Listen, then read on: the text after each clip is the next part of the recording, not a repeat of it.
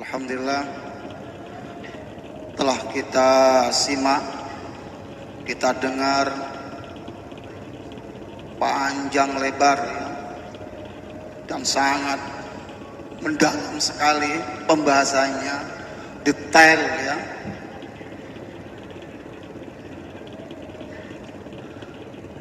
Atas apa yang telah disampaikan oleh Yai Rosyid. Untuk selanjutnya sesuai agenda bahwa kita akan mendengarkan yang sesi kedua, yaitu kaitannya dengan tema Laulal Murabbi Ma'araftu Rabbi, yang akan dijelaskan, disampaikan oleh beliau Al-Mukarram Dr. Kiai Haji Reza Ahmad Said LCMA. Sebelumnya tadi bisa disampaikan oleh Yai Rosyid, walaupun sebenarnya beliau itu ya katanya kiainya, tapi walaupun muridnya pernah duduk bareng S3 katanya ya. Dan tapi lebih parahnya lagi, sebenarnya ada yang lebih parah lagi dari Yai Rosyid.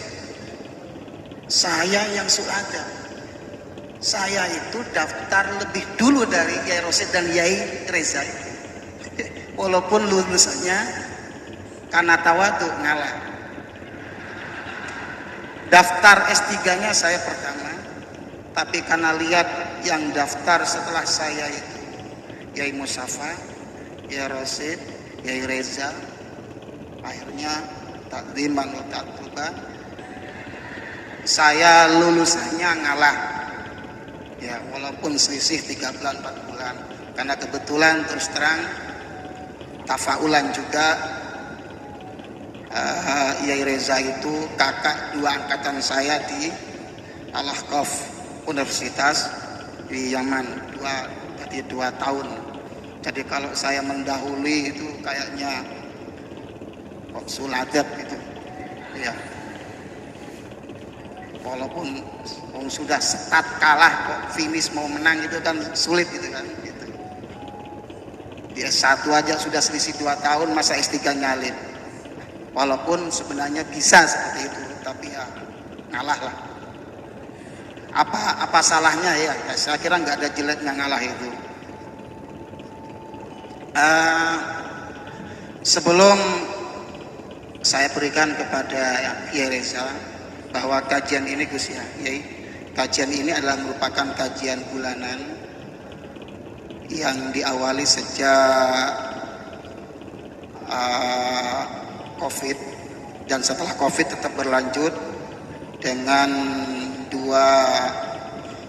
dua macam, yaitu daring dan offline dan online.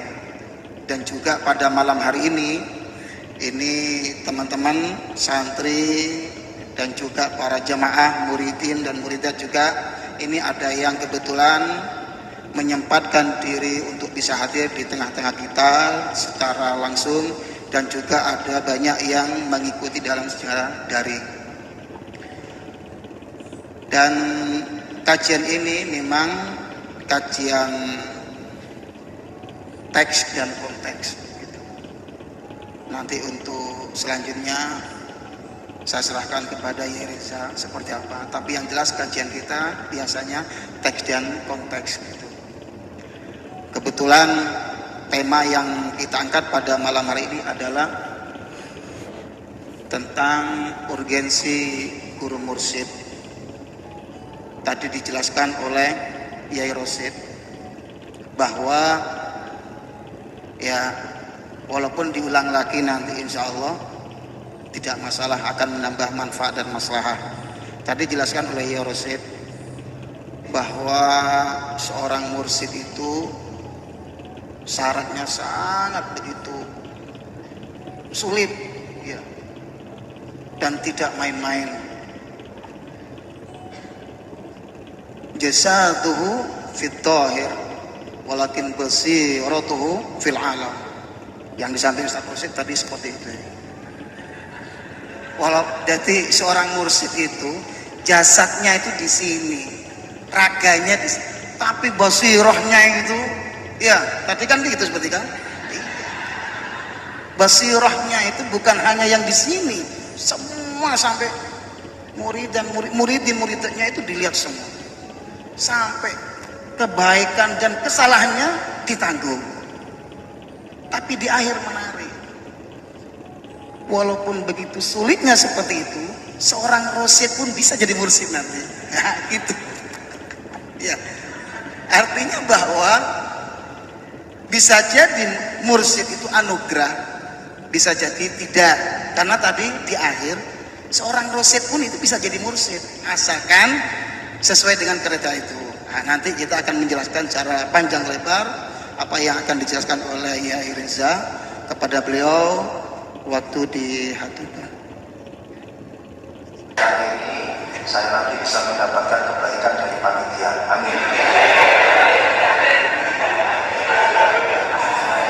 Saya yakin pasti sudah disampaikan banyak sekali panjang kali lebar oleh beliau Ustaz Dr. Kiai Rosyid dan juga Akhi Al-Karim Ustaz Kholis, karena memang syarat daripada mursyid itu memang harus rosyid. Tidak akan mungkin mursyid itu ada sebelumnya harus rosyid terlebih dahulu. Tapi juga yang namanya mursyid itu harus khalis qalbi.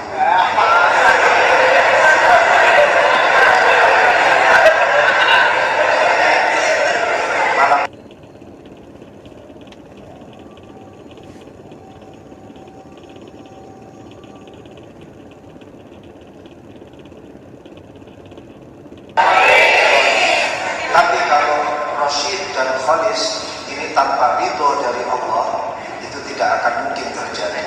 Dan ridho itu diucapkan oleh orang Pakistan dengan ucapan reza.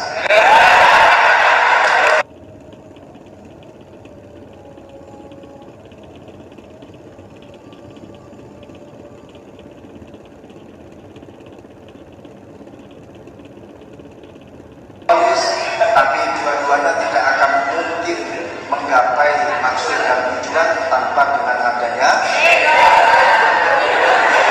ridho. Orang Pakistan atau orang Persia itu kalau mengucapkan don itu diganti dengan za. Ini namanya adalah lahjah. Lahjah. Don itu diganti dengan za.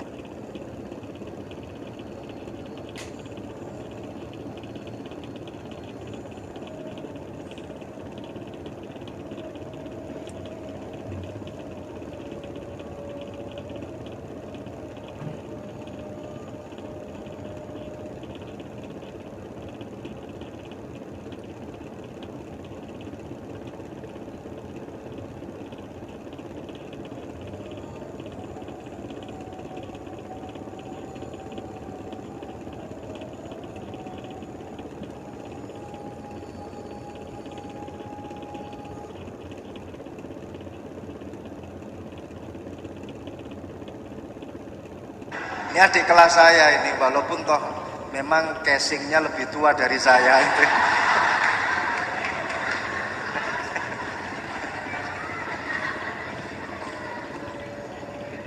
Dan beliau dulu di Yaman, Masya Allah, sregep, aktif, istiqomah. Nggak tahu kalau sekarang, dulu itu.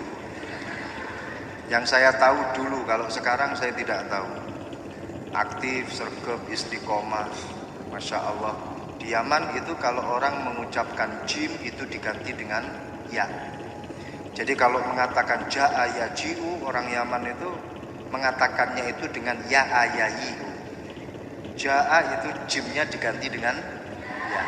Ja'a yaji'u jadinya ya'a yayi'u. Makanya saya kalau marah sama Kholis pada waktu itu, saya kalau marah betulan sama dia, saya bilang yan yuk gitu.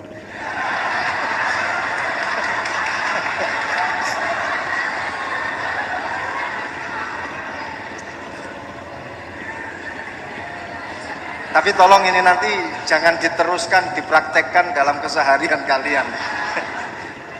Ini cuman strategi saya bagaimana agar misuhnya itu agak kromo inggil gitu loh. Itu namanya adalah lahjah. Jadi jim diganti dengan ya. Makanya orang Persia, orang Iran itu kalau mengatakan ridho itu dengan Reza, dotnya diganti dengan za. Makanya yang ada Reza Pahlavi. Itu aslinya Ridho Pahlavi. Baik, tidak enak kalau ngomong tentang saya terus menerus. Jadi saya akan flashback, mungkin curhat terlebih dahulu sebelum berbicara tentang tema pada malam hari ini. Masya Allah. Jadi setelah pulang dari Yaman tahun 2003, pada waktu itu saya membawa kitab karangan Syekh Abdul Qadir Al-Jilani radhiyallahu an. Nama kitabnya itu Al-Ghunyah. Itu saya bawa dari Yaman dan saya hadiahkan kepada murabbi ruhina Syekh Ahmad Asrari tahun 2003. Dan Ustadz Kholis tahu di mana saya belinya, di Maktabah Hadisah dekatnya Zambal. Kemudian setelah itu mungkin sekitar tahun 2005 ayahanda kami Kiai Imam Yahya Mahrus pada waktu itu mendapatkan tamu dari Libanon. Beliau membawa kitab yang judulnya adalah kitab Haqaiq Anit Tasawuf. Haqaiq Anit Tasawuf, karangan daripada Syekh Abdul Qadir Isa Al-Hilabi. Ini kemudian saya minta beberapa kitab dari beliau. Satu dari kitab yang saya dapatkan dari beliau kemudian saya hadiahkan kepada murabbi ruhina Mbah Kiai Asrari. Saya kalau memanggil beliau dengan sebutan dan lebih lengkapnya itu Erik. Niki wonten kitab judulnya Haqaiq Anit Tasawuf.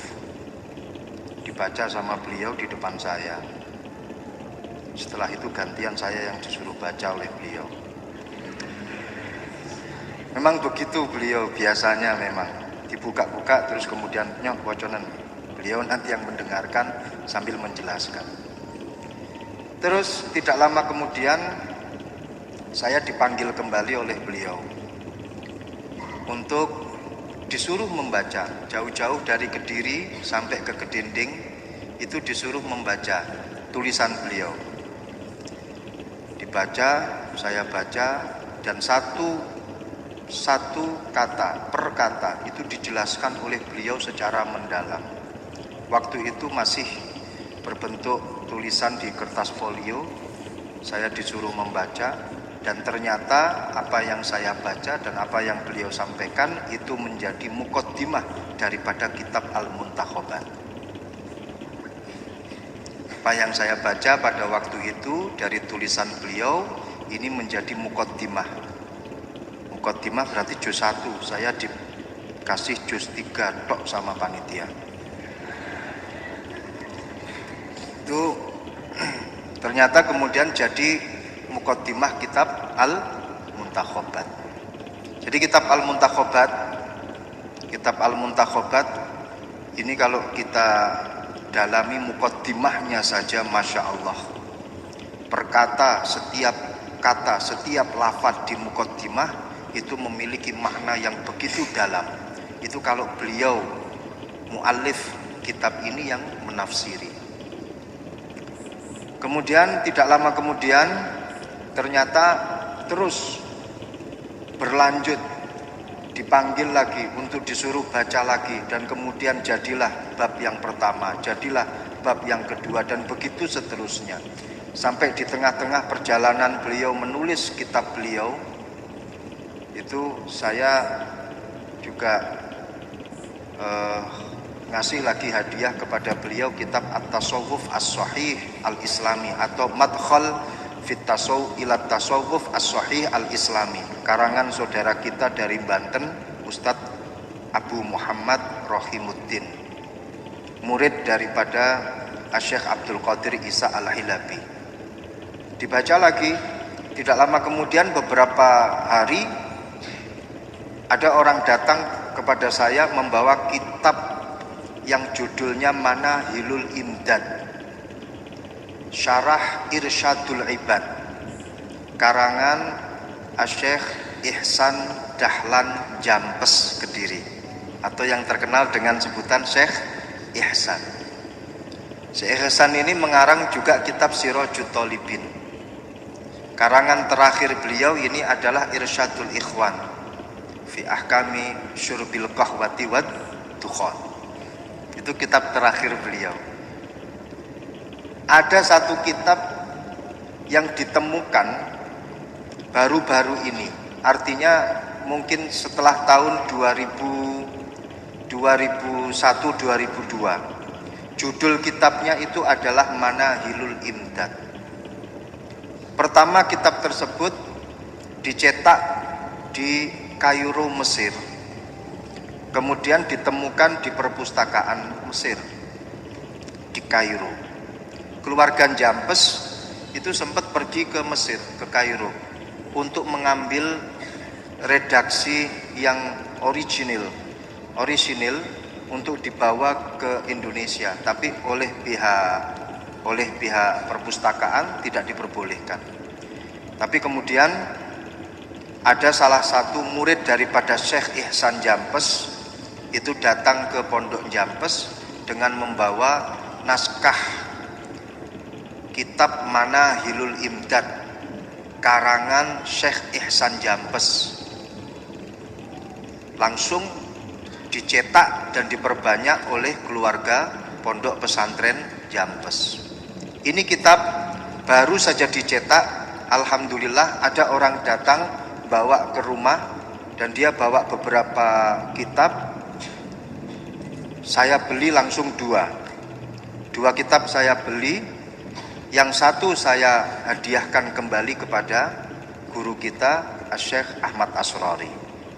Itu kitab terakhir yang saya sampaikan ke beliau, Manahilul Imdad fi Syarhi Irsyadil Ibad. Kalau Irsyadul Ibad itu karangan Syekh Zainuddin Al-Malibari. Kitab Irsyadul Ibad itu kalau kalian lihat itu jumlah halamannya itu hanya 188 halaman. Hanya 188 halaman. Tapi kitab Manahilul Imdad syarahnya yang ditulis oleh Syekh Ihsan Jampes itu jumlah halamannya 1018. Ada 2 jilid. Masya Allah, bahkan para ulama Mesir mengatakan ini syarah tapi sebanding dengan matannya. Ini yang kemudian kitab ini baru ditemukan, terus kemudian saya sampaikan kepada Kiai Asrori. Jadi itu perjalanan demi perjalanan terkait masalah penulisan kitab Al-Muntakhobat.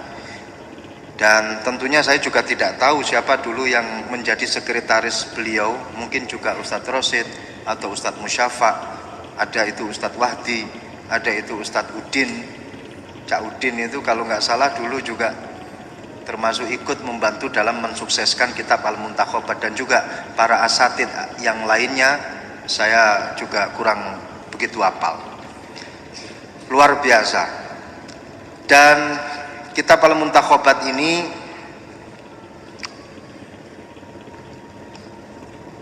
berapa jilid sekarang yang di 5 jilid. 5 jilid.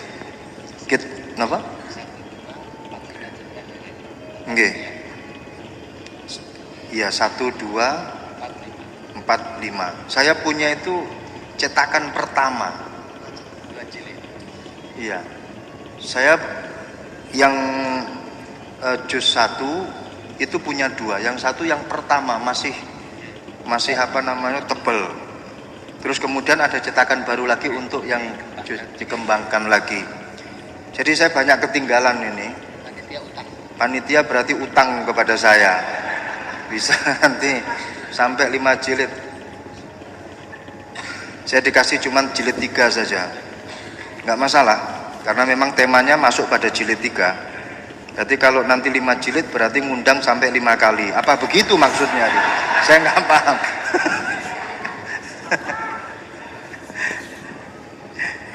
Ini ada sesuatu yang mirip sekali dengan apa yang ada di dalam kitab Haqaiq Anit Tasawuf, yaitu menisbatkan seorang guru mursyid, seorang murabbi dengan seorang dokter.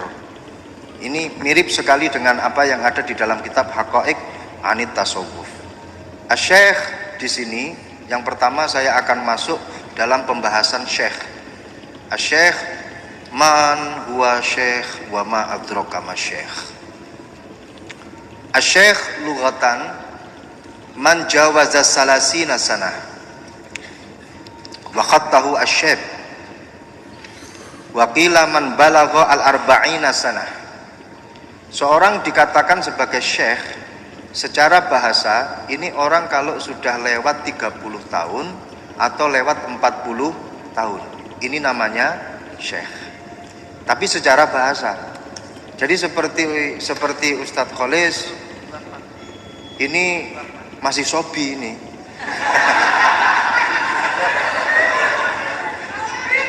Atau mungkin juga masih amrod, saya kurang tahu ini.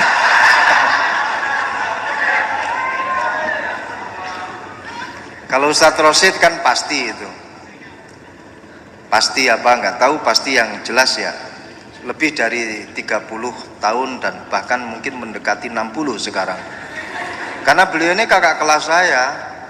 Kakak kelas saya ketika di Lirboyo, beliau kakak kelas saya jauh. Tapi walaupun toh di UIN Sunan Ampel kita satu kelas, walaupun toh saya disalib 1 semester, karena beliau wisudanya lebih dulu daripada saya. Maklum, dia takut beasiswanya hilang gitu.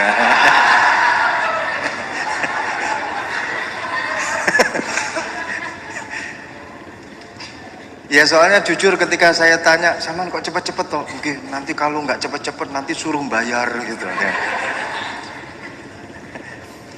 Jadi kalau kita mengucapkan asy-syekh, syekh kepada orang, ini belum tentu dinisbatkan kepada ilmunya, karena dilihat dari sisi umur saja 30 atau 40 ke atas ya, 30 ke atas atau 40 ke atas, ini sudah bisa dikatakan sebagai syekh.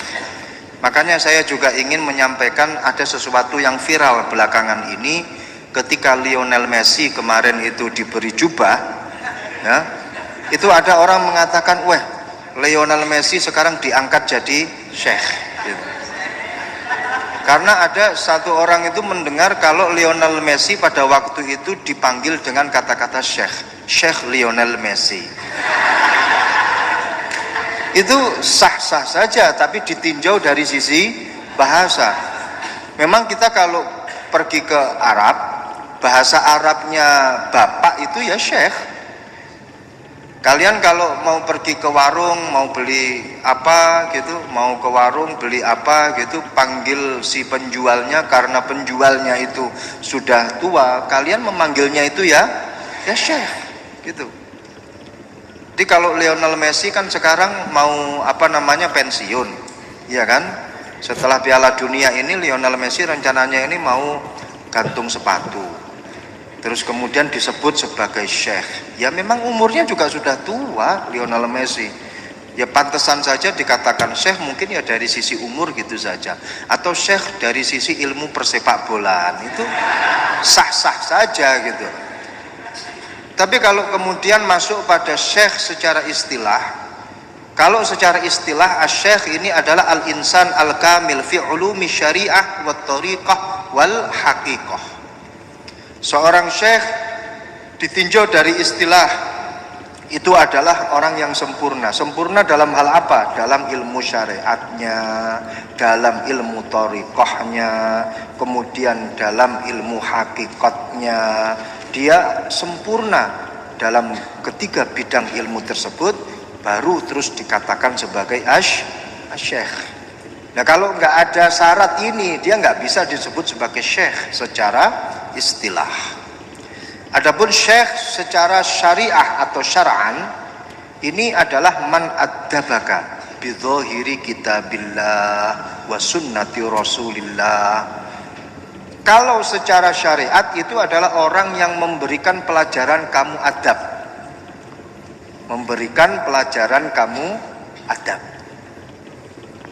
Dengan zahirnya kitab Al-Quran, dengan zahirnya sunnah Rasulullah, ketika dia memberikan transfer of adab kepada kalian, maka orang ini disebut sebagai syekh.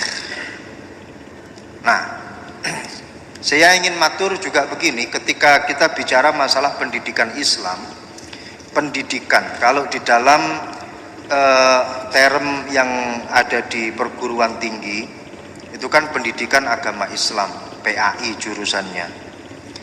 Kita kalau bicara masalah pendidikan Islam, ini mencakup 3 hal.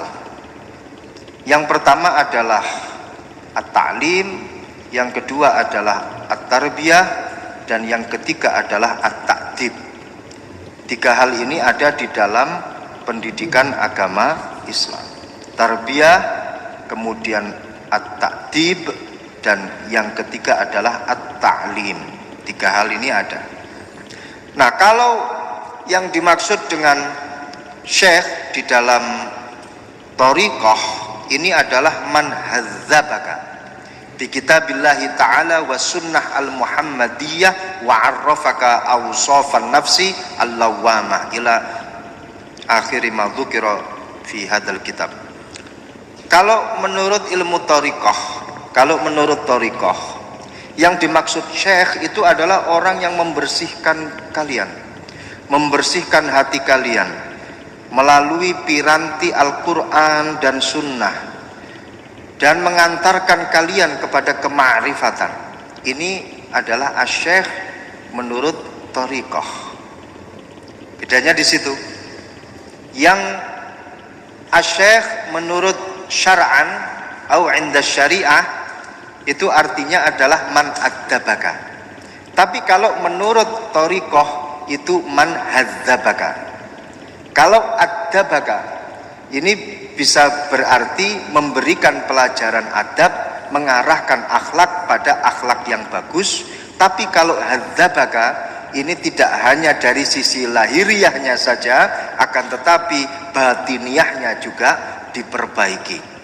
Ini kalau thariqah. Makanya kalau kita bicara masalah penyakit itu ada 3 kan. Di sini dikatakan ada al-uyub al-jasmaniyah, ada al-uyub al-qalbiyah, ada al-uyub ar-ruhiyah. Itu nanti akan kita bahas. Ini masalah asyekh. Kemudian berikutnya bisa kita simpulkan bahwa asyekh secara hakikat ini adalah man nafa min a'malika ma huwa a'malaka wa min af'alika ma huwa af'alaka wa jama'a min ahwalika ma huwa ahwalaka. Masya Allah, dengan kata indah di situ disampaikan asyekh itu adalah orang yang mampu membuka hatimu, di mana sebelumnya kamu buta, memiliki hati yang buta. Asyekh ini adalah orang yang mampu mengantarkan haliyahmu pada tingkah laku yang indah. Asyekh ini mampu mengantarkan kalian pada tingkah laku yang cerah dan diridhoi oleh Allah Subhanahu wa ta'ala. Ini kalau menurut sisi hakikat. Baik, itu tadi terkait masalah asyekh. Nah, Seorang asyikh yang kemudian disebut sebagai al-murabbi, al-mursyid. Asyikh yang disebut sebagai al-murabbi, al-mursyid. Langsung saja, seorang syekh, kemudian dia seorang murabbi dan juga seorang mursyid, maka ada beberapa hal yang harus menetap pada dirinya. Yang pertama, ayat Quran nas bi ayatillahi ta'ala wa yasluk wa yurabbin nafsa al-bashariyah wa yuzakkiha min uyubiha. Seorang syekh al-murabbi, al-mursyid harus bisa memberikan transfer of knowledge kepada murid-muridnya, kepada orang-orang yang ada di sekitarnya. Dan knowledge tersebut diambil dari Al-Quran, dari Sunnah, dan kemudian mengantarkan mereka untuk menghilangkan segala penyakit-penyakit yang ada di dalam dirinya. Ini tugas daripada seorang al-murabbi, tugas daripada seorang asyikh, al-mursyid, al-murabbi. Harus ada di dalamnya sifat-sifat seperti tadi. Yang kedua, seorang syekh al-murabbi, al-mursyid, dia harus bisa ayyakuna hakiman basiran yad'u ila tariqillahi azza wa jalla. Artinya dia harus wise. Masdarnya adalah wisdom. Dia harus wise. Dia harus bijaksana. Artinya bagaimana? Hakiman basiran yad'u ila tariqillahi ta'ala bil hikmah wal basirah. Dia harus bisa-bisa memandang segala sesuatunya ini dengan bijak. Sulit loh untuk jadi orang bijak itu. Belum tentu orang pinter itu bijak. Belum tentu orang cerdas itu bijak. Kalau menurut orang yang terkaya, termasuk orang yang terkaya di dunia, siapa namanya? Jack Ma itu. Jadi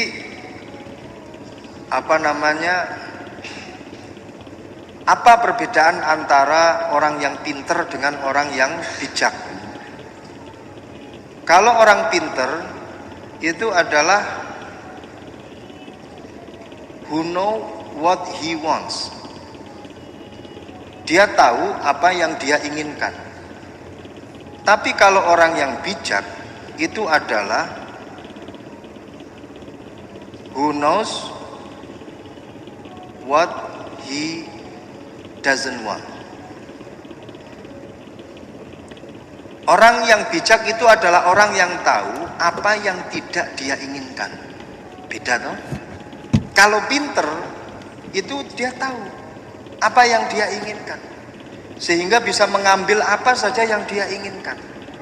Tapi kalau orang yang bijak, dia itu tahu apa yang tidak penting buat hidupnya.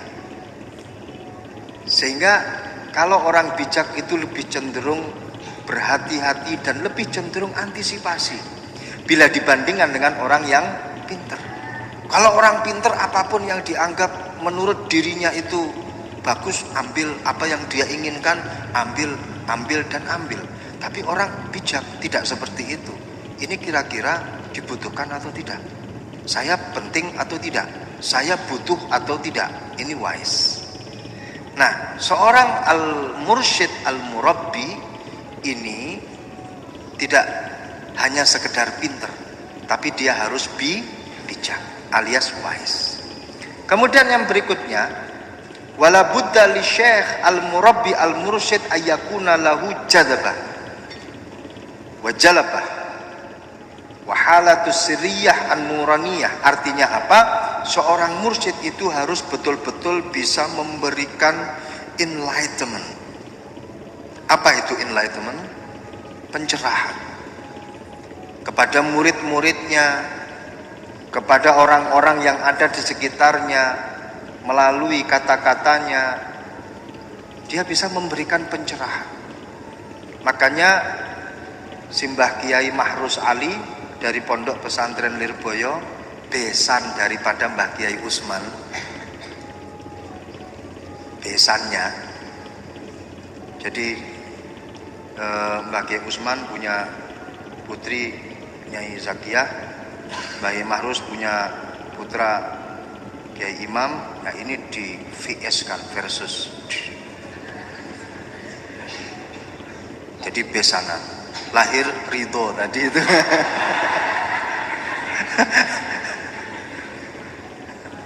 Nah beliau ini mengatakan begini, ini Masya Allah luar biasa. Saya kemarin lihat itu seakan-akan menjadi rangkuman daripada kitab Adabud Dunya Waddin. Adabud Dunya Waddin. Labudda li talibil ilmi ayyakuna lahu syaikhun fattah wa kutubun sohah wa aklun rojah.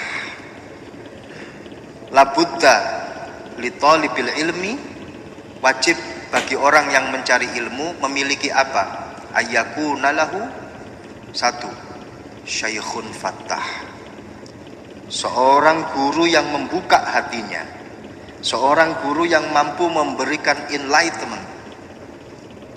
Ini harus dimiliki.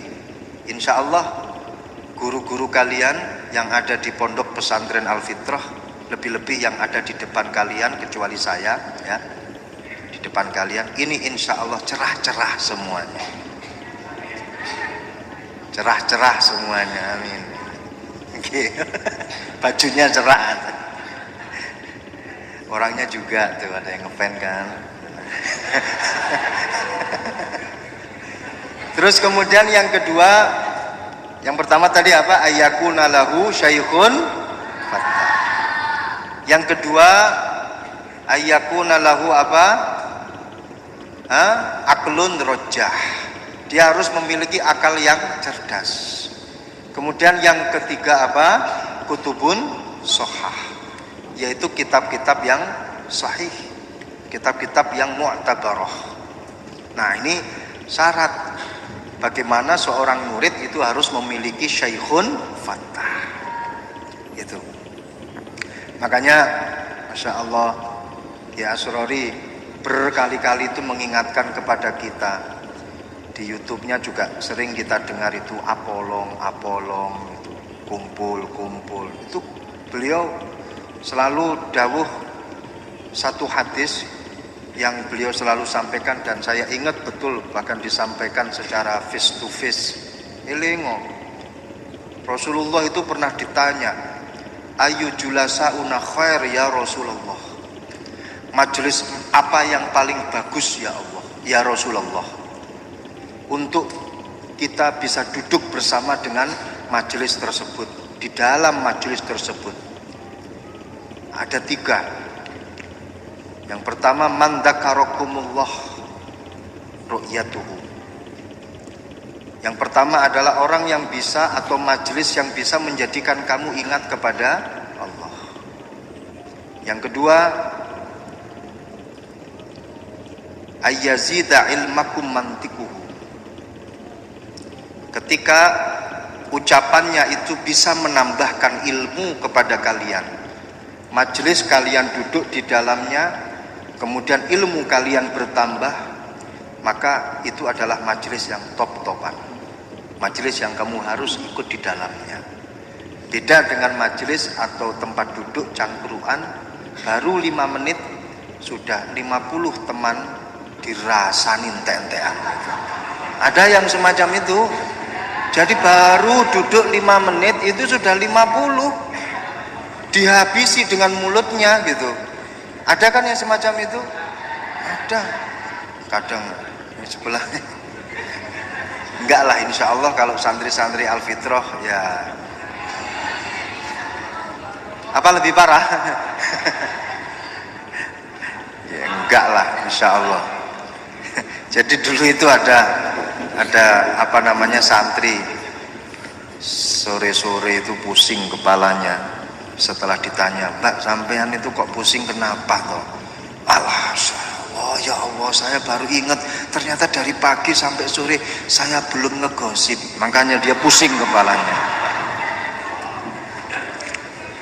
Kemudian yang ketiga, dzakarakumul akhirah haluhu. Orang yang bisa mengingatkan kamu kepada akhirat ketika kamu bersanding dengannya dan melihat haliyahnya, melihat tingkah lakunya, kalian akan ingat kepada akhirat. Masya Allah, orang ini sholat sunnahnya kok sregep, ya Allah, semoga dia menjadi pendamping saya, amin gitu. Itu masalah lain lagi kalau semacam itu, artinya ingat kepada akhirat gitu loh.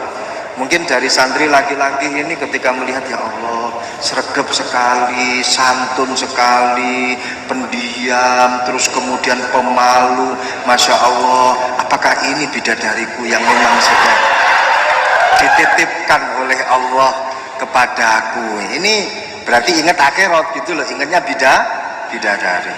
Wallahu a'lam, kalian ingatnya itu kemana ketika melihat siapa yang ada di samping kalian? Jadi ini enlightenment, bagaimana seorang guru, al-mursyid, al-murabbi, al-syekh ini mampu untuk memberikan pencerahan enlightenment kepada kita. Tiga hal itu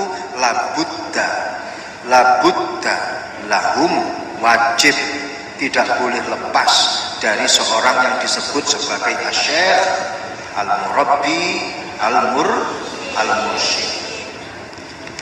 Nah ini tiga-tiganya ini semuanya ada pada jati diri Rasulullah Sallallahu Alaihi Wasallam. Jadi menurut pengakuan para sahabat, al-yaum alladzi dakhala Rasulullah Sallallahu Alaihi Wasallam al-Madinah fa'adha'a kulla syai'. Ketika Rasulullah itu masuk ke kota Madinah, itu menerangi segalanya. Sahabat-sahabat itu merasa diterangi oleh kehadiran Rasulullah. Dan ketika Rasulullah wafat, wal yaum alladzi mata fihi Rasul wa adlama kulla syai' minha. Seakan-akan ini cahayanya itu redup, hilang. Jadi kehadiran Rasulullah di situ betul-betul memberikan cahaya.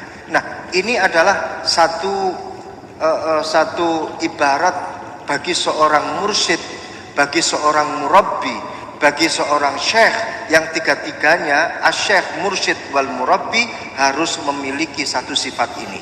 Di mana kehadirannya pada satu tempat, kehadirannya pada satu daerah itu betul-betul bisa menerangi. Makanya di situ dikatakan kalau dari sisi syariat, al-Islam man salimal insan biyadih walisani. Seorang muslim dan dia sebagai pemeluk agama Islam, maka dia harus betul-betul menjadi jaminan bagi masyarakat yang ada di sekitarnya, jaminan keamanan bagi masyarakat yang ada di sekitarnya. Masyarakat merasa aman dari lisannya, dari tingkah lakunya, masyarakat merasa aman. Kalau kita geser pada masalah hakikat, tidak lebih dari hanya merasa aman, tapi merasa diterangi, merasa mendapatkan pencerahan. Maka di sini dikisahkan bagaimana sahabat Rasulullah Harisah, sahabat Rasulullah Mu'ad ibn Jabal, dan juga sahabat Rasulullah Hamdalah itu ketika mendengarkan apa yang disampaikan oleh Rasulullah tentang bagaimana surga, diceritakan tentang bagaimana itu surga, bagaimana itu akhirat, itu para sahabat seakan-akan itu melihat surga di depan matanya. Jadi terbuka itu yang namanya hijab. Ketika dijelaskan oleh seorang guru, seakan-akan dia itu bisa mampu melihat. Nah ini yang sulit. Seorang guru yang mampu mengantarkan murid-muridnya untuk betul-betul bisa mendalami dari apa yang disampaikan oleh gurunya. Seperti yang disampaikan oleh Rasulullah kepada para sahabatnya ketika Rasulullah di situ menerangkan tentang surga. Sahabat Hamdalah itu memberikan satu pengakuan, seakan-akan kami ini melihat surga itu di depan kami. Itu ketika Rasulullah menyampaikan tentang surga. Dan ketika Rasulullah menyampaikan tentang neraka, bagaimana para sahabat itu merasa ketakutan karena seakan-akan di depannya ini ada nerakanya, merasa takut. Nah, jadi orang yang dikatakan sebagai guru ini mampulah membawa suasana itu menjadi HD itu loh, jadi seperti live gitu, seperti live. Nah, itu asyikh semacam itu. Dan kemudian begini, dari laulal murabbi ma'araftu rabbi. Kalau yang bawa kitab bisa dibuka pada halaman 208. Jelas di situ dikatakan la budda ayyakuna asy-syekh al-murabbi jami'an baina haqiqatin wa syari'atin wa baina jadzabin wa sulukin ila akhirih. Maka jelas bahwa yang namanya seorang asy-syekh al-murabbi untuk mampu menyampaikan itu semuanya yang baru saja kita bahas, dia harus menguasai ilmu hakikat dan ilmu syariat. Dia mampu menguasai bagaimana mengantarkan murid-muridnya untuk melakukan suluk, untuk mencapai kepada kema'rifatan. Dia mampu untuk mengantarkan murid-muridnya untuk membersihkan hatinya. Maka di situ dikatakan pentingnya murabbi ini berarti mengantarkan murid-murid untuk mencapai kemakrifatan. Karena terkadang itu ada orang yang mencapai kemakrifatan terlebih dahulu, terus kemudian baru dia mendalami apa yang telah dia dapatkan. Jadi begini maksud saya, berawal dari kajian filsafat yang dirangkum oleh Al-Imam Al-Kindi. Jadi kalau kita bicara masalah tasawuf, ya, ada satu kategori ilmu tasawuf itu yang tidak bisa lepas dengan ilmu filsafat. Namanya adalah at-tasawuf al-falsafi. At-tasawuf itu ada 4 dari sisi pembahasannya. Yang pertama, at-tasawuf al-falsafi.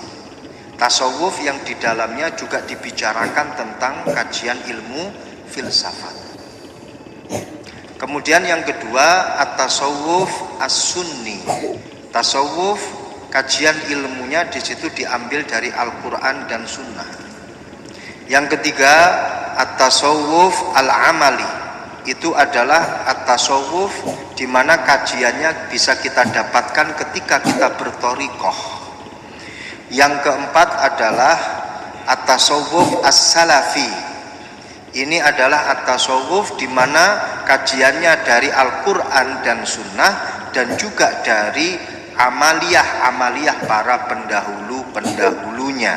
Ini at-tasawuf as-salafi. Nah, Al-Kindi ini seorang sufi besar dan juga seorang filosof. Beliau ini membagi ilmu pada 2 bagian. Yang pertama dikatakan sebagai al-ilmu al-ilahi.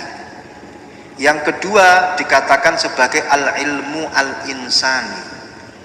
Al-ilmu al-ilahi menurut mereka ini dinamakan dengan divine science. Divine science. Ilmu yang dari Tuhan langsung diberikan oleh Allah kepada kita. Kalau dalam istilah Al-Hikam li Ibni Athaillah itu namanya adalah Al-Wahbi. Langsung itu pemberian dari Tuhan. Contohnya apa? Ka'ilmil anbiya, seperti ilmunya para nabi. Para nabi itu nggak pernah ikut ma'had ali. Para nabi itu juga nggak pernah ikut setrata 1, setrata 2, setrata 3, enggak. Rasulullah itu mana ada di dalam sirah nabawiyah Rasulullah sekolah ke sana, sekolah ke sini, nggak ada. Tapi di situ dikatakan qad adabani rabbi. Allah telah memberikan aku ilmu, adabani Rabbi, sudah diberikan oleh Allah kepadaku. Makanya yang namanya qad adabani Rabbi itu mengantarkan pada satu istilah Kanjeng Nabi itu ummi. Karena memang Kanjeng Nabi itu adalah Madinatul Ilmi. Rasulullah itu adalah Madinatul Ilmi, gudangnya ilmu. Bagian masalah menulis itu kan bagian orang yang belajar atau untuk mengingat-ingat biar nggak lupa, iya kan? Notulen itu kan nulis kan biar nggak lupa, merangkum, meringkas. Nah kalau Rasulullah terus nanti bisa nulis, maka bertolak belakang dengan ana Madinatul Ilmi. Kalian yang harus menulis dari apa yang disampaikan oleh Rasulullah. Makanya Rasulullah itu ummi, dikatakan sebagai ummi bukan berarti Rasulullah itu bodoh, nggak bisa menulis terus bodoh. Tidak, karena Rasulullah itu adalah sumbernya ilmu. Lah orang nulis itu adalah dalam rangka untuk mengambil ilmu, seperti yang dikatakan oleh Imam Syafi'i, al ilmu saydun wal kitabatu qayduha. Ilmu itu adalah hewan buruan, menulis itu adalah talinya, ikatnya. Nah kalau terus Rasulullah itu nulis berarti lah ngikat ilmu, padahal ilmunya itu semuanya sudah ada di Rasulullah. Jadi dikatakan ummi yang dinisbatkan kepada Rasulullah itu sebenarnya adalah keistimewaan untuk Rasulullah, bukan kelemahan, bukan kekurangan Rasulullah. Nah, yang didapat oleh Rasulullah ini semuanya dari Allah, wahbi. Ini namanya adalah divine science menurut Imam Al-Kindi. Tapi juga ada menurut Al-Kindi al-ilmu al-insani atau human science. Kalau dalam Al-Hikam di situ dikatakan al-kasbi. Makanya kita sebagai manusia biasa, kalau nggak ma'had ali sampai selesai, sulit kalian akan mendapatkan anak tetangga. Harus kasbi terlebih dahulu, gitu loh. Makanya kalian kalau nggak bekerja, sulit kalian untuk mendapatkan uang, rezeki. Harik yadak yaktika rizkuka, gerakkan tanganmu, rezekimu akan datang kepadamu. Kasbi, gitu loh. Ini tingkatannya orang memang semacam itu, seperti kisahnya sinten Imam Malik kali Imam Syafi'i, nggih. Imam Malik dan Imam Syafi'i. Imam Malik itu pernah pada satu ketika dalam perkuliahannya beliau dawuh bahwa udahlah, Allah itu sudah membagi rezeki kepada makhluknya itu sudah adil rata semuanya. Pokoknya wama min kulli dabatin fil ardi illa 'alallahi rizquha. Sudah semuanya itu ditanggung oleh Allah. Makanya kita ini nggak usah capek-capek untuk bekerja, nggak usah, sudah santai saja. Ada salah satu muridnya yaitu Muhammad ibn Idris Asy-Syafi'i. Instruksi. Siapa kamu? Ulo Muhammad ibn Idris Asy-Syafi'i. Ada apa? Kalau menurut saya harik yadak yatika rizquka guru. Gerakkan tangan kita, baru kemudian kita nanti dapat rezeki. Nah kalau tidur-tiduran tok, rezeki mau dari mana? Di situ terjadi perdebatan antara guru sama murid, Imam Malik dan Imam Syafi'i, sampai pada akhirnya sudah mauquf, deadlock. Wis, buyar. Keesokan harinya Imam Syafi'i ketika jalan, dia menemukan ada petani anggur sedang panen. Imam Syafi'i terus kemudian ikut bantu para petani itu manen anggurnya. Setelah selesai panen, Imam Syafi'i diberi satu kresek isinya anggur, sak kresek anggur. Kaget Imam Syafi'i, ini buat apa? Karena kamu membantu kami dalam panen anggur, ini buat panjenengan, terima kasih. Senengnya bukan main Imam Syafi'i. Senangnya bukan main. Tapi senangnya itu bukan seperti Ustadz Rosid dan Ustadz Khalis kalau diberi berkat. Imam Syafi'i itu senangnya bukan karena berkat ini, tapi karena dia menemukan hujjah. Aku menemukan dalil, akan tak sampaikan kepada guruku. Gara-gara membantu petani, aku dapat berkat. Gara-gara jadi pemantik dan moderator, akhirnya dapat.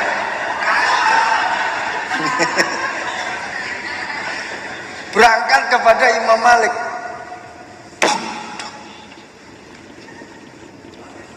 Imam Malik keluar, ada apa kamu? Saya bawa dalil, bawa takbir. Apa takbir kamu? Ini kemarin itu saya mengatakan harbiyatak ya'tika rizquka. Pokoknya digerakkan tangan kita, rezeki akan datang. Saya barusan saja membantu petani-petani anggur, panen anggur. Akhirnya saya pulang dari kebun anggur dibawain 1 kresek. Ini kalau saya nggak bantu mereka, saya nggak dapat anggur ini. Alhamdulillah. Bukti kalau anggur datang karena apa? Karena saya membantu mereka. Apa jawab Imam Malik? Kebetulan kebetulan saya tadi malam mimpi makan anggur di teras rumah. Bangun dari tidur saya berdoa, ya Allah, enak temen nggih kalau pagi-pagi gini ada orang bawain anggur terus makan di depan teras rumah. Dan terbukti Allah mengabulkan doaku, saat ini kamu membawakan anggur untuk saya gitu. Ini terus apakah Imam Syafi'i dan Imam Malik terus tengkar masalah Wahbi dan Kasbi? Enggak, malah justru duduk bersama, terus kemudian makan anggur bersama, enjoy. Walaupun toh itu berbeda kelasnya, berbeda penghasilannya, jalannya dari mana, tapi bisa dinikmati bersama. Maka saling berbagilah, gitu loh. Kalau toh mungkin baru yang dapat kiriman, ada juga yang baru dapat gajian, berbagi saja, nggak ada masalah. Ada yang Wahbi, ada yang Kasbi, tetap enjoy bersama-sama. Yang penting hasilnya kita nikmati bersama. Gitu. Jadi makanya masalah Wahbi dan Kasbi, human science atau divine science, di sini juga terjadi. Juga terjadi di dalam anugerah dari Allah yang berupa ilmu dan kema'rifatan. Terjadi. Bagaimana dikatakan oleh Asy-Syaikh Abul Abbas Al-Mursi, bahwasanya an-nas ala qismaini. Manusia itu ada 2 jenis. Qaumun wasalu bi karamatillahi ta'ala ila ta'atihi ta'ala. Yang kedua, wa qaumun wasalu bi ta'atillah ta'ala ila karamatihi ta'ala. Ada orang yang mendapatkan satu kemuliaan dari Allah Subhanahu wa taala, kemudian dia menjadi istiqomah dalam bertaat, istiqomah dalam beribadah kepada Allah. Awalnya dia mendapatkan kemuliaan terlebih dahulu, terus kemudian dia istiqomah dalam beribadah. Tapi juga ada sebaliknya, di mana orang tersebut itu ibadah terlebih dahulu, taqarrub terlebih dahulu, mujahadah terlebih dahulu, baru kemudian dia mendapatkan karomah dari Allah Subhanahu wa ta'ala. Jadi nggak usah kaget. Kadang orang itu bisa mendapatkan sesuatu secara instan, nggak usah kaget, biasa saja. Itu mungkin mendapatkan secara Wahbi. Makanya tidak sedikit kisah-kisah yang kita dengarkan tentang kehebatan seorang wali yang awalnya itu nggak bisa apa-apa, terus kemudian menjadi alim, nggak ada masalah, nggak ada masalah. Dan itu bisa terjadi kalau memang Allah itu menghendaki. Jadi kita di sini harus tetap mengedepankan husnudzon. wahbi dan kasbi itu ada juga di dalam masalah anugerah ilmu yang telah diberikan oleh Allah kepada kita. Dan makanya ada satu ayat Al-Quran, walladzina jahadu fina lanahdiyannahum subulana. Coba, walladzina jahadu fina, orang-orang yang berjihad di jalanku, kata Allah Subhanahu wa taala. Walladzina jahadu fina dalam ayat ini memiliki banyak sekali penafsiran. Termasuk diantaranya adalah man amila bi ilmihi, orang yang mengamalkan ilmunya. Yang dimaksud dengan walladzina jahadu fina adalah orang-orang yang mengamalkan ilmunya.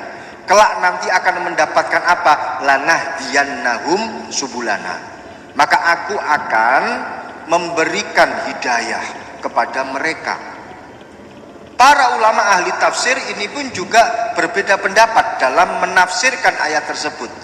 Walladzina jahadu fina lanahdiyannahum subulana. Ini ada yang mengatakan mereka akan mendapatkan tambahnya ilmu yang mana sebelumnya dia tidak mengetahui tentang ilmu tersebut. Artinya orang yang mengamalkan ilmunya, Allah akan menambah ilmunya.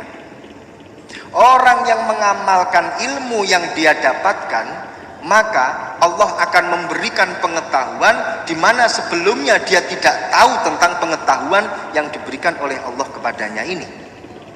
Jadi ini juga ada orang yang mengatakan dalil laduni di dalam Al-Quran itu yaitu dalilnya laduni, wafi laduni laduni kola wafi. Dalilnya mana orang laduni? Ya ini katanya, walladzina jahadu fina lanahdiyannahum subulana. Allah akan memberikan hidayah kepada mereka. Barokah mengamalkan ilmu yang dia dapatkan, maka dia akan mendapatkan tambahnya ilmu dari Allah. Jadi dengan mengamalkan, bukan dengan belajar, tapi dengan mengamalkan. Tidak. Kalau kalian belajar kembali terus mendapatkan ilmu kembali, itu biasa. Tapi ini tidak. Yang dimaksud dalam ayat ini adalah kalian mengamalkan ilmu yang kalian dapatkan. Terus oleh Allah ditambahi ilmu tanpa yang namanya belajar. Tapi kalian dengan lantaran mengamalkan. Ini. Baik, kita lanjut. Kemudian sampai pada ini hampir selesai. Alhamdulillah. Laulal murabbi ma'araftu rabbi. Dawuh beliau, qad jarabtu al-hal wasarat minal adat al-alamiyah al-insaniyah annat tazkiyah wa tasfiyah an uyubin nafsi wa uyubil qalbi wa uyubir ruh la yatayassar. Dalam rangka membersihkan jasad, hati, dan ruh, membersihkan dari segala aib dan cacat-cacatnya, itu bukanlah perkara yang gampang. Bagaimana itu semuanya harus bisuluk ala yadi syaikhin murabbin mursyidin. Semuanya itu harus dilakukan dengan bantuan arahan dari seorang syekh yang murabbi, yang mursyid, untuk menghilangkan segala penyakit yang ada di dalam diri kita. Penyakit seperti tadi di awal saya sampaikan, bahwa al-uyub thalathah. Ada uyubul jasad, al-uyub al-jasadiyah, penyakit yang ada di dalam jasad kita, jasmani kita, seperti gudeg itu, ya kan, panu, ya, terus seperti gorengan, ya, dan lain sebagainya. Ini semuanya adalah penyakit-penyakit yang bersifat jasmaniyah, jasadiyah. Kalian kalau ingin menyembuhkan penyakit yang ada di dalam diri kalian, itu butuh yang namanya dokter. Kalau kalian bukan ahli, kalian tidak bisa mengobatinya. Al-uyub juga ada al-uyub al-qalbiyah. Al-uyub al-qalbiyah atau penyakit-penyakit hati ini adalah di mana seseorang di dalam hatinya memiliki rasa iri, dengki. Ini semuanya adalah al-uyub al-qalbiyah. Kalian juga tidak akan bisa mengobati sakit, cacat yang ada di dalam hati kalian kecuali dengan orang-orang yang ahli di bidangnya. Al-uyub ar-ruhiyah, cacat atau sakit yang berbangsa ruh. Contohnya apa? Seperti tomak, keinginan untuk mendapatkan karomah. Tomak, keinginan untuk mendapatkan al-maqamat. Kadang orang itu kalau memiliki ambisi, itu ambisinya keterlaluan. Contoh, saya ini punya cita-cita jadi wali. Hah? Apakah wali itu bisa dicita-citakan? Wali murid bisa. Kalau memang klik di antara kalian berdua, gitu loh. Ya, ini saya berharap ini nggak lepaslah dari satu alma mater inilah. Karena di dalam Alfiyah itu dikatakan wa fi ikhtiyarin la yaji'ul munfasil idza ta'ata ayyaji al muttasil. Ini menjelaskan tentang bab apa? Domir toh? Domir itu adalah hati kan? Domir itu adalah hati. Jadi masalah kliknya hati la yaji'ul munfasil. Jangan ambil dari luar alma mater. Idza ta'atta ayyaji'al muttasil. Kalau toh memang yang ittisal satu alma mater itu masih tersedia dan masih ready stock, kenapa harus pakai invisol?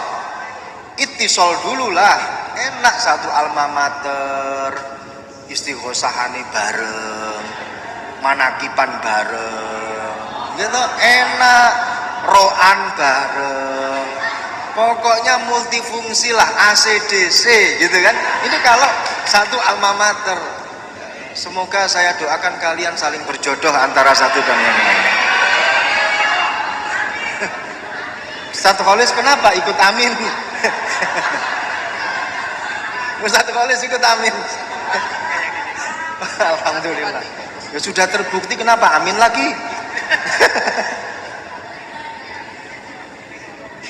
Jadi ini masalah apa namanya, masalah jodoh. Kalau Mbah Kiai Khalil Bangkalan itu, beliau ini kan punya syarah Nadhom Alfiyah. Beliau punya tulisan syarah Nadhom Alfiyah. Dan beliau ini kalau ditanya oleh santrinya, itu jawabnya sering sekali beliau ini memakai dengan Nadhom Alfiyah. Pernah satu ketika ditanya oleh seorang santri Jopo Pager, masyarakat sekitar maksudnya. Itu tanya kepada Mbah Khalil, Kiai, di sana itu ada masjid baru, padahal di desa itu sudah ada masjidnya. Cukup Kiai, mak bodoh masjid boleh. Kok masih ada masjid lagi, padahal itu sudah cukup. Gimana Kiai? Apa jawab Mbah Kiai Khalil? Wa fi ikhtiyarin la yaji'ul munfasil idza ta'ata ayyaji'al muttasil. Jawabannya seperti itu. Santrinya langsung paham, cerdas, aklun rojah. Oh, kalau begitu berarti nggak boleh Kiai. Iya. Kenapa? Kalau dalam satu desa itu masih mungkin ittisal, ya tetap bersambung jadi satu, bersatu, nggak boleh ada masjid lagi. Kecuali kalau toh memang di luar tingkat ikhtiar baru boleh invisol. Ini Mbah Kiai Khalil Bangkalan itu menjawab masalah fikih tapi dengan dalil nahwu sharaf, luar biasa Mbah Kiai Khalil. Nah, al-uyub ar-ruhiyah ini adalah keinginan hati. Keinginan hati untuk menjadi seorang wali, cita-citanya menggebu, makanya terus istighosahnya sregep. Ditanya, kamu pengen jadi apa? Saya pengen jadi wali. Manakibannya sregep, Masya Allah, sampai kemudian seakan-akan itu fana, atau mungkin difanak-fanakkan. Iya, saking fanaknya dia itu bisa bermimpi. Naum, tidur, gitu.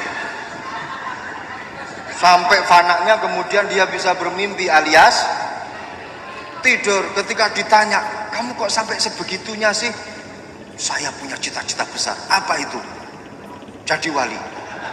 Makanya saya mengfanakkan diri. Ya Allah. Ada yang seperti itu, ada? Itu dia berarti memiliki al-uyub ar-ruhiyah. Masya Allah. Ada yang kalau ketika orang itu sedang seakan-akan sok yes gitu, nangisnya itu bukan main, dikeras-keraskan, Allah ya Allah, nangisnya bukan main, dan itu betul-betul by design. Ketika ditanya, sampean lah apa tidak nangis-nangis barang, mulai lo berkati bodoh.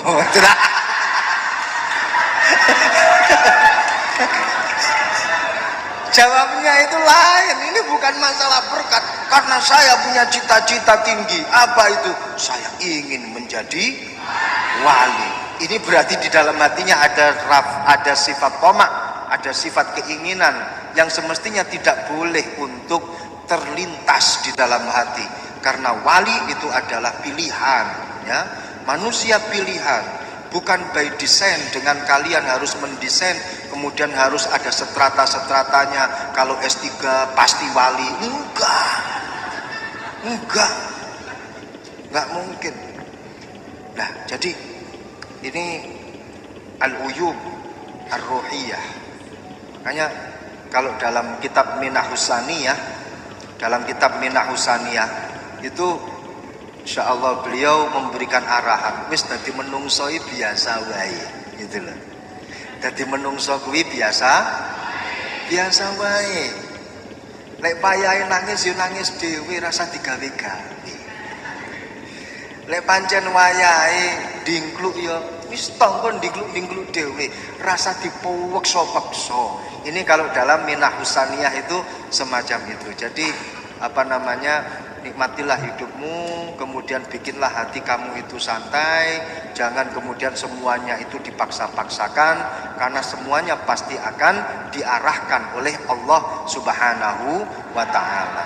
Jadi sudah nikmati saja belajar kalian, nikmati saja suluk kalian, nikmati saja apa yang menjadi arahan dari para guru-guru kalian.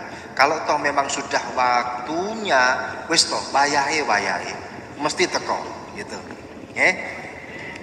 Lawang para ulama-ulama kita zaman dahulu, semisal karomahnya itu ketahuan, itu pasti kok. Kalau karomahnya ketahuan itu pasti menghindar. Karomah itu nggak ada yang by design. Karena memang karomah itu bukan aji-aji. Ya, karomah itu bukan aji-aji. Karomah itu ya seperti halnya mukjizat yang diberikan oleh Allah kepada Nabi, ya toh. Kalau mukjizat kepada Nabi, di mana di situ Allah tahu kalau toh memang Nabi itu diberi mukjizat pada waktu itu. Sama karomah pun juga semacam itu. Allah yang menentukan kapan orang ini mendapatkan karomah. Enggak bisa yang namanya karomah itu terus kemudian nawaitu ikhraja karomati lillahi ta'ala, hush gitu, enggak ada. Nawaitu niat sapa ingsun ikhraja karomati ing ngetokake karomah ingsun lillahi ta'ala, awas kowe titenono, aku wis ngetokne karomahku. Enggak ada. Karomah kok didesain. Dan malah sebaliknya, ketika ada seorang wali kok ketahuan ada karomahnya, ujuk-ujuk karomahnya itu bedunduk teko diri. Apa bedunduk itu? tiba-tiba keluar sendiri, itu pasti akan segera ditutupi, Jadi seperti Al-Imam Abdullah ibn Alawi Al-Haddad, ketika diketahui karomahnya, maka Masya Allah, beliau pasti akan menangis. Ya Allah, kenapa kau buka ini kepada manusia? Ada satu kisah lagi,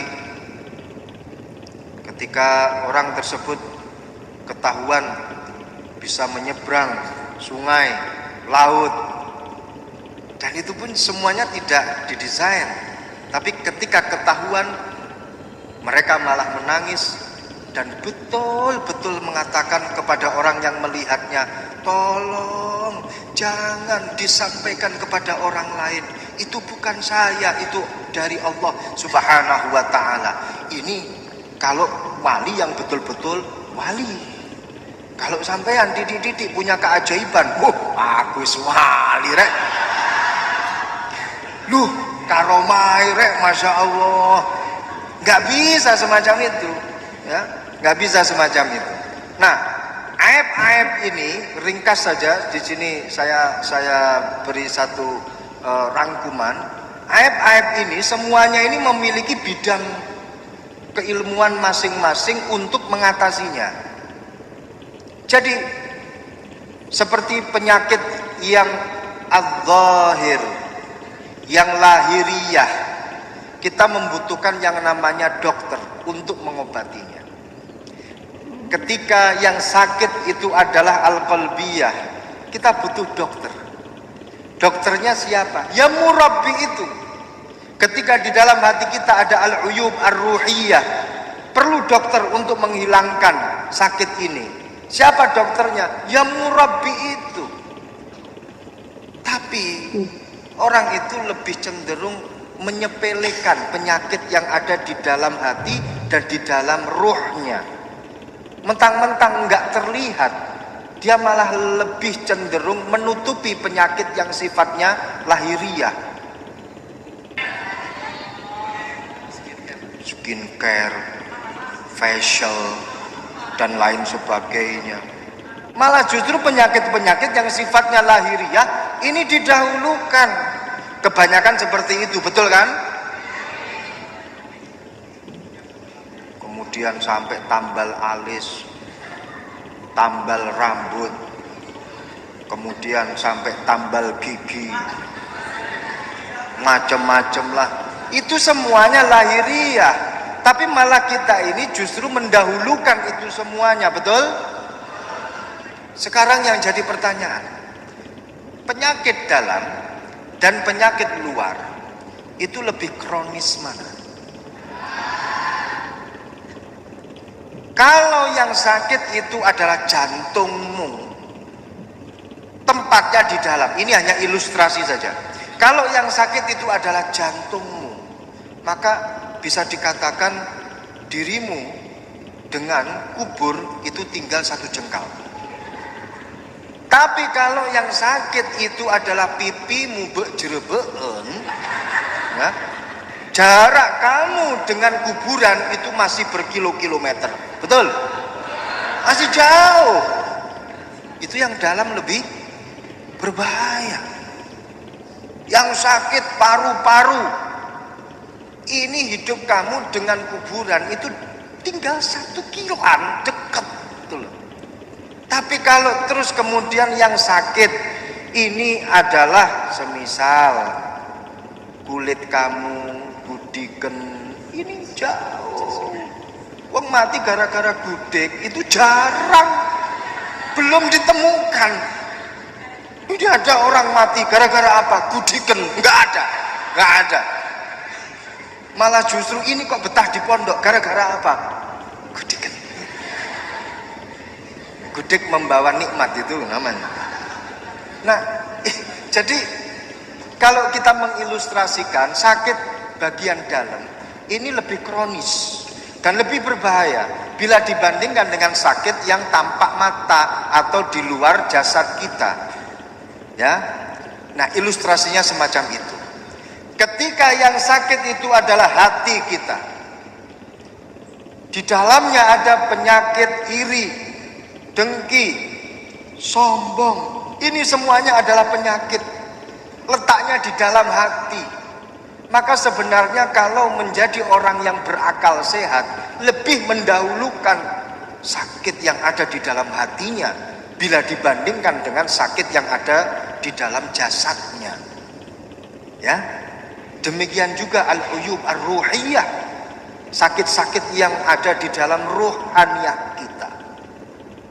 Pertanyaan yang kedua, ketika orang tersebut sakit jasadnya, jasmaniyahnya, tampak mata, kira-kira sekali facial di sini itu berapa ribu? Berapa? Saya mau nyebut apa namanya tempatnya itu nggak enak, saya nanti dikira apa namanya bukan sering, saya nanti dikira nanti apa sponsor, kan nggak enak, apa endorse gitu loh. Enggak. Biasanya berapa kalian kalau facial? Rata-rata saja lah, berapa? Di skincare, bukan di tukang pijet, bukan. Facial di tukang pijet, jentep-jentep nol. Berapa? 150? 100? Oh 200. 200 itu untuk hanya kulit bagian muka saja, belum kulit bagian bawah. Ya lah, walaupun toh kulit bagian bawah juga paling cuma berapa ratus. Ono sing yo.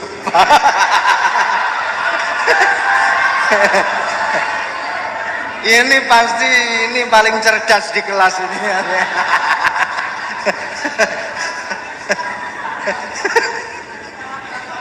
Ya kan? Jadi kalau kulit itu paling berapa ratus, ya kan?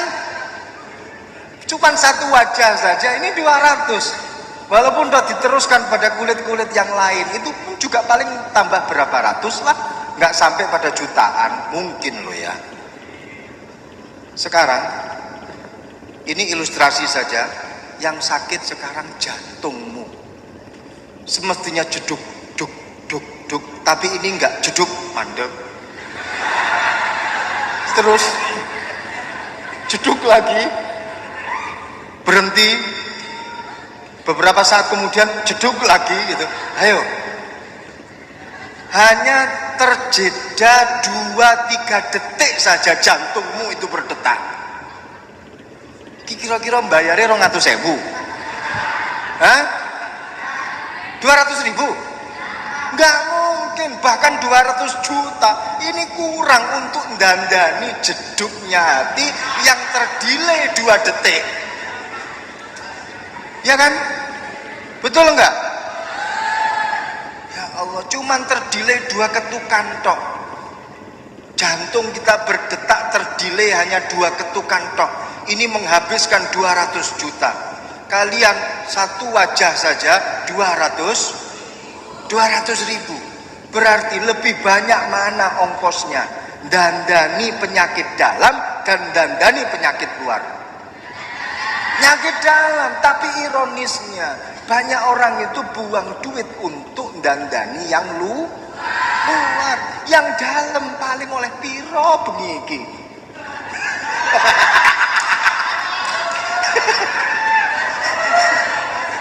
Ya Allah, gitu. Enggak, ini hanya guyon itu. Biasa itu sama. Biasa sama junior harus digitukan itu. Karena kalau khawatir mosok karo juniore koyok ngono gitu kan, repot nanti kalau semacam itu.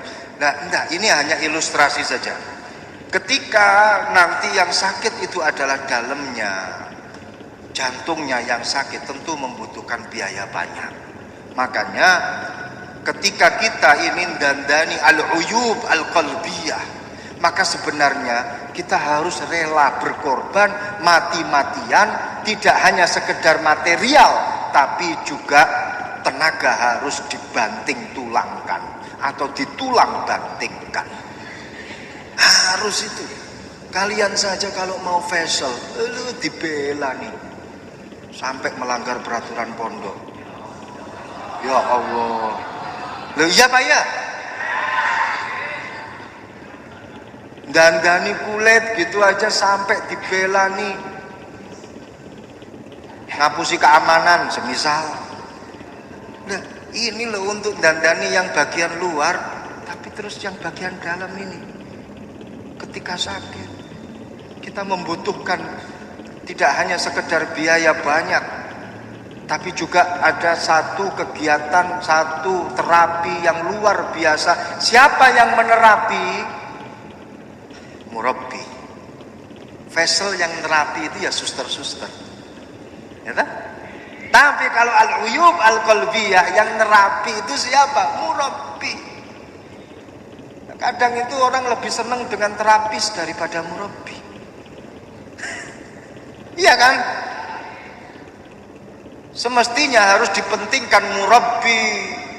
Dia yang dandani daleman kita. Kok daleman?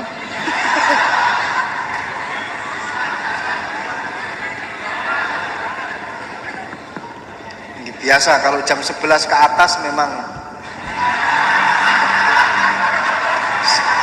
Karena kalau 11 ke atas memang sudah. Ini beloknya itu belok ke ya ke bawah beloknya itu. Bukan ke depan, ke kiri atau ke kanan, tapi lebih ke bawah. Ini kalau jam 11. Terbukti dari sisi lahiriah saja, kalau sudah jam 11 ke atas, itu kepala itu pasti sudah menunduk ke bawah. Ya kan? Ini berarti mengarahkan kalau ada seminar atau pengajian, jam 11 ke atas, itu juga arahnya pasti. Baik, ini makanya dikatakan al-murabbi itu kat-tabib. Seorang murabbi itu seperti dokter. Dokter mengobati penyakit luar, tapi murabbi penyakit dalam, bukan daleman.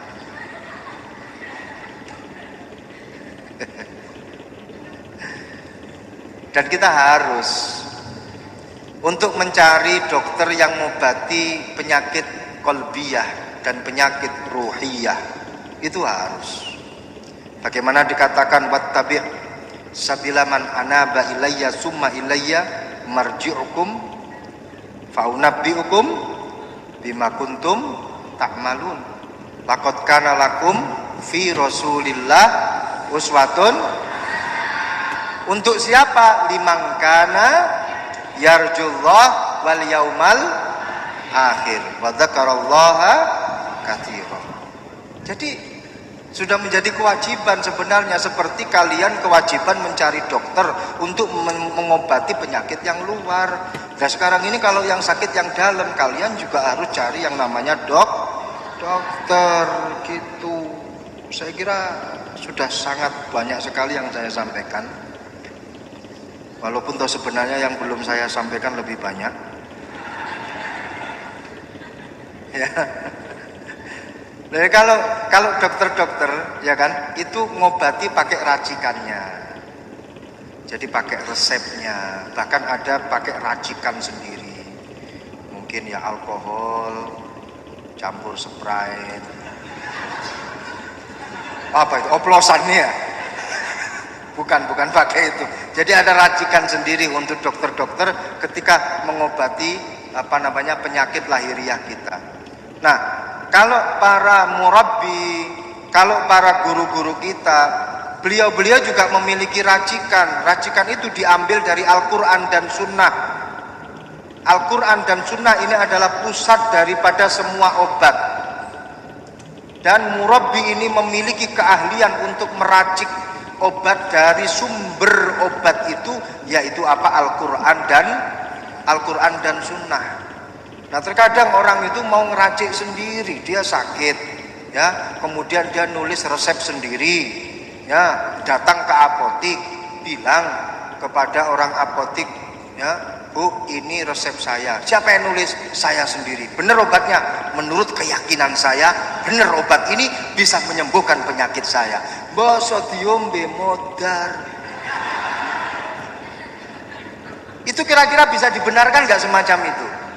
Nggak bisa, memang harus ada ahlinya. Yang nulis resep ada ahlinya, yang membuat racikan itu pun juga ada ahlinya. Sama ketika kita itu punya penyakit hati, terus kemudian kita memiliki seorang murabbi, seorang mursyid, mengambil dari Al-Quran dan Sunnah, diracik itu obat-obat yang ada di dalam Al-Quran dan Sunnah, terus kemudian dibuat untuk obat mengobati al-uyub al-qalbiyah wal uyub ar-ruhaniyah.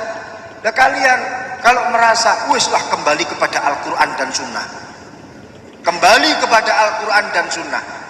Sebelum sampai Al-Quran dan Sunnah, tahukah kamu arah untuk ke Al-Quran dan Sunnah itu Google Map-nya kemana? Satu, dia nggak tahu. Kemudian yang kedua, ketika ketemu Al-Quran dan Sunnah, terus kamu meraciknya ini bagaimana? Kamu ngambilnya ini bagaimana? Ngambil hukumnya ini bagaimana? Dia juga nggak tahu. Maka kata-kata kembali kepada Al-Quran dan Sunnah ini memang betul, kata yang betul, tapi harus didampingi oleh seorang murabbi, didampingi oleh seorang mursyid. Janganlah sampai kejadian ada seorang yang memiliki keledai, dia kemudian setiap hari ngumpulin keledai itu karena keledainya perempuan. Setiap hari itu keledai dikasih nafkah batin. Loh, ini cerita real ya, ini cerita real. Kemudian ditanya oleh temannya, bagaimana mungkin kamu itu memberi nafkah batin kepada keledai perempuan kamu, keledai betina kamu?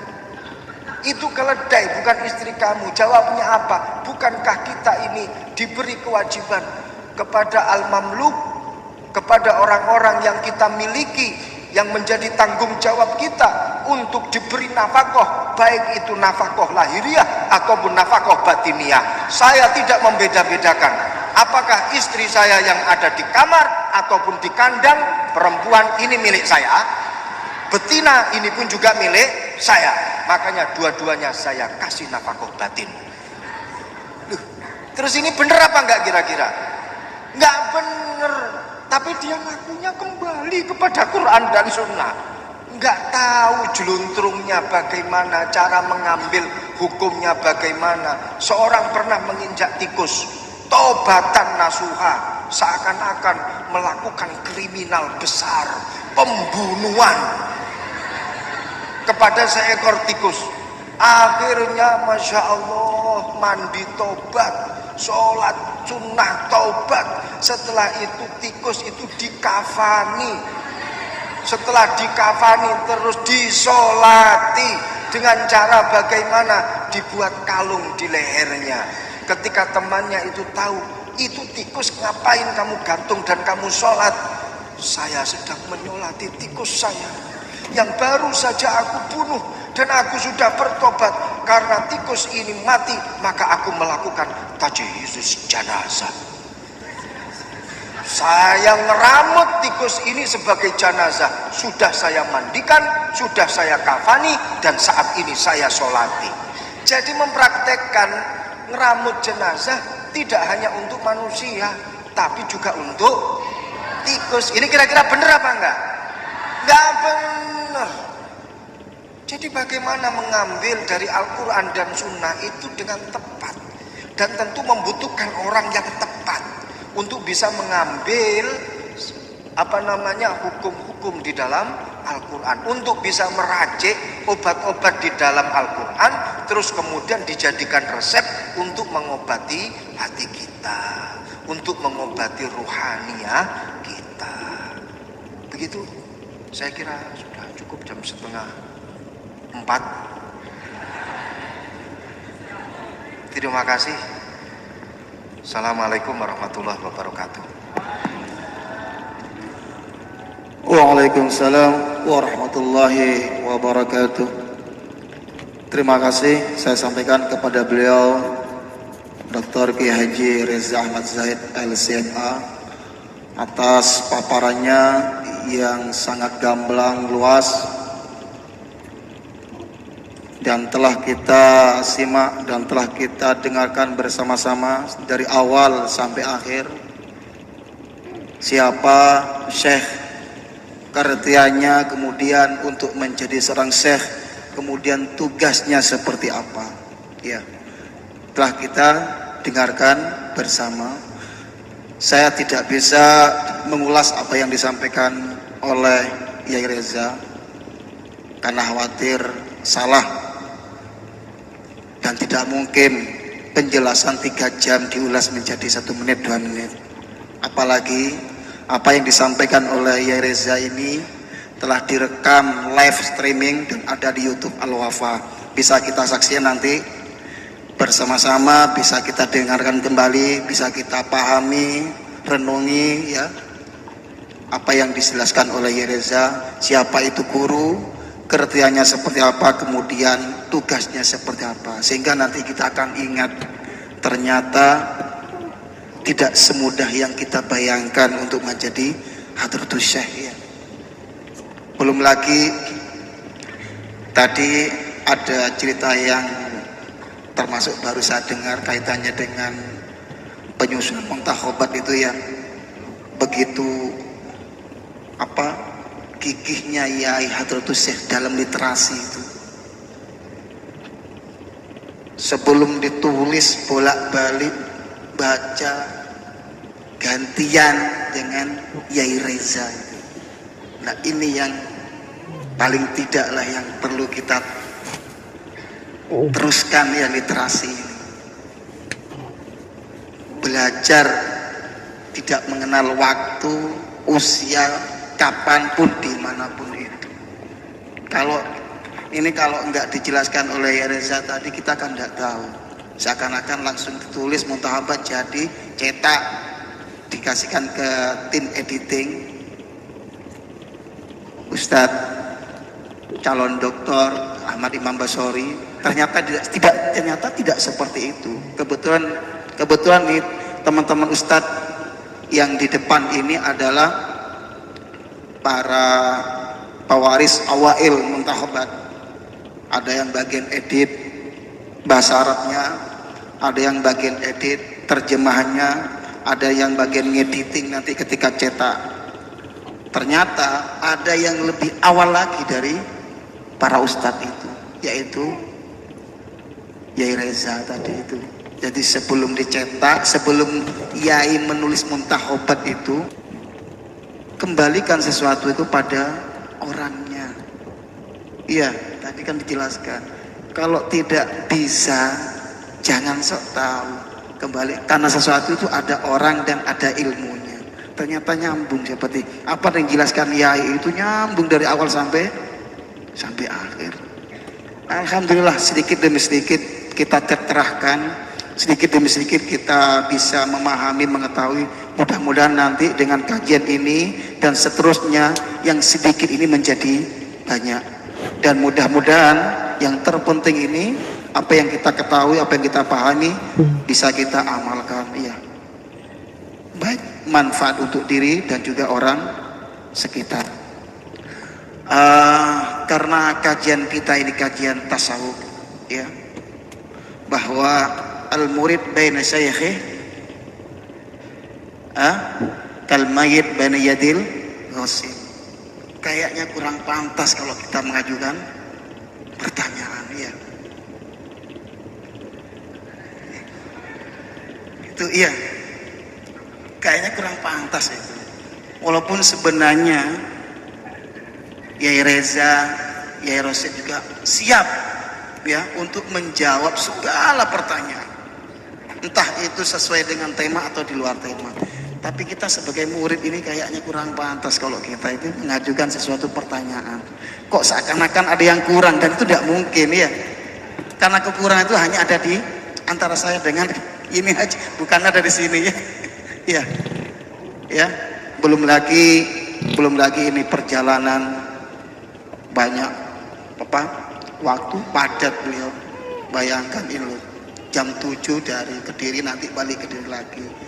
Karena subuh nanti imami ngaji, setelah itu nanti pengajian lagi, dan seterusnya seperti itu. Jadi nggak ada istilah naum, ya, yang ada harik tadi kayak itu. Fa inna fil haraka barakah. Saya ucapkan terima kasih kepada para ustadz, para santriwan, santriwati, dan juga para muridin, muridat, para jamaah, baik yang hadir di tempat ini dan juga yang hadir di media Zoom atau di media YouTube. Mohon maaf, mewakili dari panitia, memang pada awalnya kita akan membuka sesi pertanyaan, tapi banyak hal yang akhirnya kita rubah untuk pertanyaan nanti dibuka di sesi lain, ya.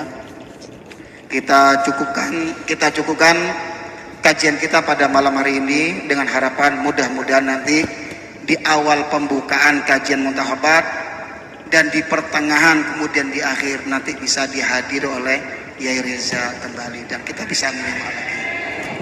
Untuk selanjutnya saya sebagai moderator pada kesempatan malam hari ini, kurang lebihnya mohon maaf. Apabila banyak kesalahan juga saya mohon maaf, dan kurang lebihnya juga mohon maaf. Selanjutnya kajian kita pada malam ini akan ditutup dengan pembacaan doa yang akan dipimpin oleh Dr. Kiai Haji Reza Ahmad Zaid LCM. Kepada beliau waktu dihaturkan.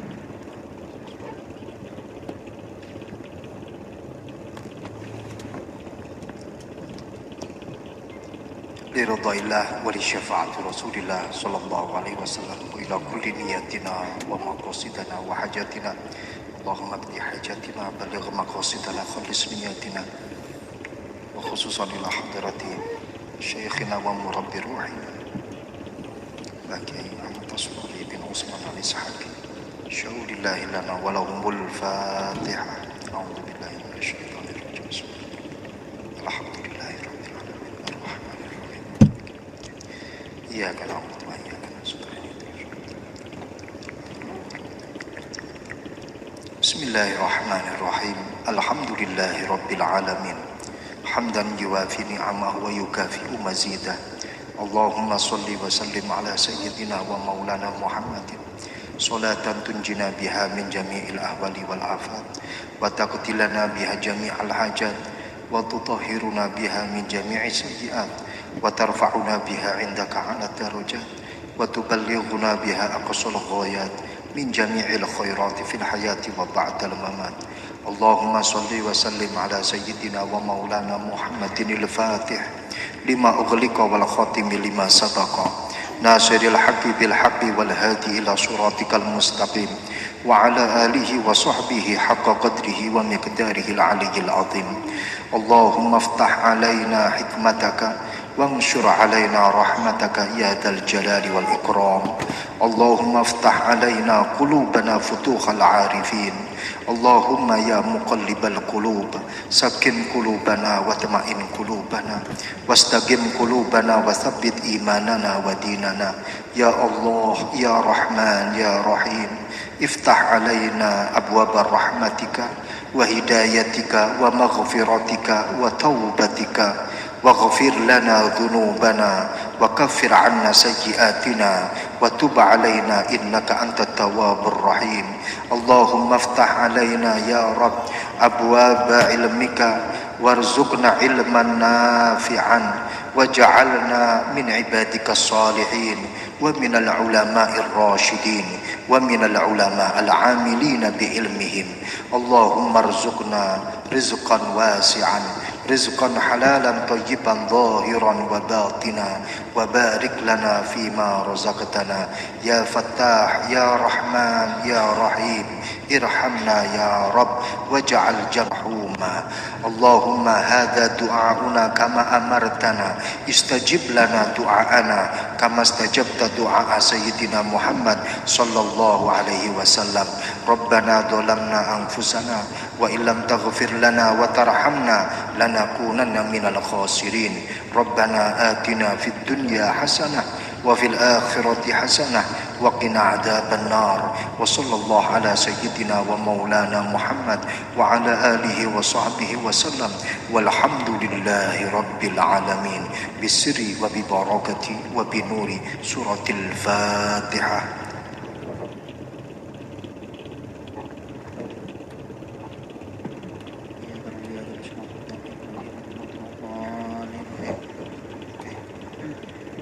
Terima kasih kepada semua teman-teman pemirsa dimanapun berada. Mohon maaf untuk teman-teman ya, supaya sama dan tidak gaduh nanti tanpa salaman ya. Tinggal dikeluarkan jalan. Nanti Yai Reza jalan langsung tutup, biar saya nanti jalannya cari jalan sendiri.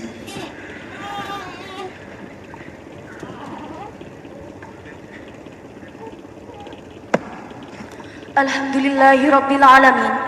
Seluruh rangkaian acara malam hari ini telah kita lalui bersama. Semoga pertemuan kita kali ini menambah ilmu yang bermanfaat, barokah fid dunya wal akhirah. Amin Allahumma amin. Kami selaku pembawa acara mengucapkan terima kasih yang sebesar-besarnya atas kehadiran tamu undangan serta teman-teman semua, dan mohon maaf bila terdapat banyak kesalahan dari awal hingga akhir. Akhirul kalam. Assalamualaikum warahmatullahi wabarakatuh.